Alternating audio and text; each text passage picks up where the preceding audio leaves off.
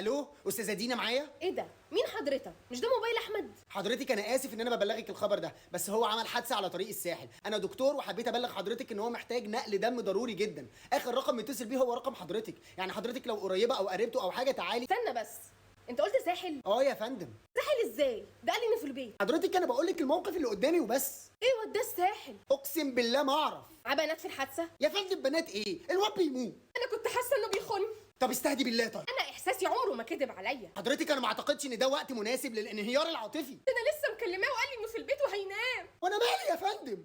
ياسمين معاه صح؟ ياسمين مين؟ شوف كده، في واحده مناخيرها كبيره من ضحايا الحادثه. يا استاذه مناخيرها كبيره ايه؟ الرمرام، ما هو رمرام. حضرتك دي مشاكل عائليه انا ماليش دخل فيها. لو عندك اخت ترضى يحصل فيها كده؟ ما عنديش اخوات يا فندم. معلش، هو لابس تيشيرت ابيض؟ لا. ابن الجزمه كمان مش لابس التيشيرت اللي انا جايبه له في عيد ميلاده. وحضرتك ليه مش مستوعبه خطوره الموقف اللي احنا فيه؟ كتير انجي حذرتني منه بس انا ما كنتش بصدقها. يا استاذه دينا. كتير حسيت بخيانته بس كنت بكدب احساسي. يا دينا يا هانم. اصعب حاجه الطعنه تيجي من اقرب الناس ليك. يا بت الجزمه. قول لكم مصطفى ابو حجر. مصطفى مين؟ انا اسمي اسماعيل. ما انت راجل زيه ونفس الجينات القذره، اتفوا عليكم.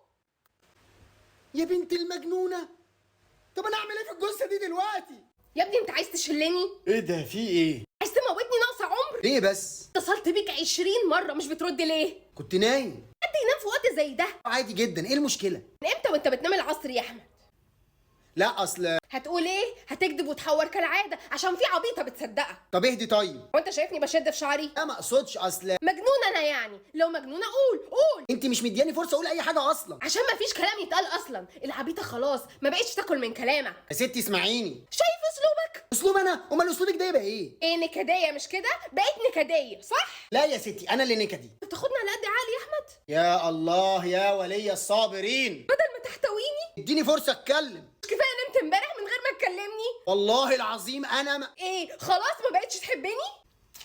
بقيت سبب المشاكل والقرف صح؟ لو عايز تفضها سيره قول وكل واحد يروح لحاله، مفيش مشكله على فكره.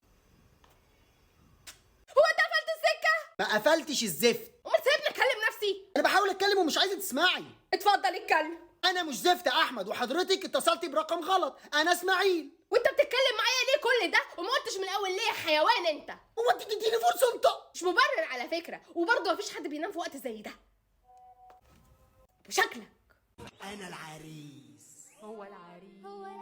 لفيت وقابلت ناس وشفت ياما كتير، البيضة والسمرة والهند بنت الدخت من التدوير، وفي لحظة شفت آية قلبي طب مستجير، كل الصفات الحلوة اتجمعت فيها كتير. كوكتيل خطير يا أول ما شفته قلت الدنيا لسه فيها خير، طيب جدع وراجل وفي الهزار خطير، كل اللي اتمنيته فيه لقيته قلبي قال خلاص هو اسماعيل.